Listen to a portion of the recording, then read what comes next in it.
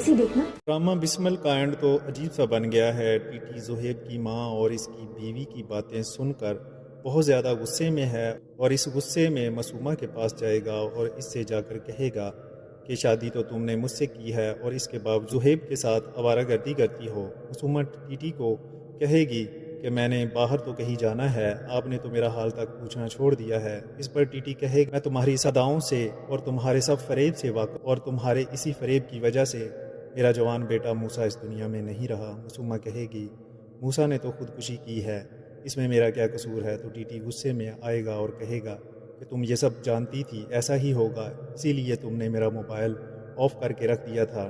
TT Masuma पे बहुत ज़्यादा गुस्सा इसे घर से निकाल देगा। इधर मासूमा को नज़र आ रहा होगा कि ज़ुहैब जो इस वक्त इसके साथ दे रहा है, लेकिन ज़ुहैब ने इसके जितने पैसे थे वो एक फ्रॉड कंपनी में लगा दिए ताकि मासूमा का सारा पैसा डूब जाए और वो मासूमा से अपना बदला ले सके।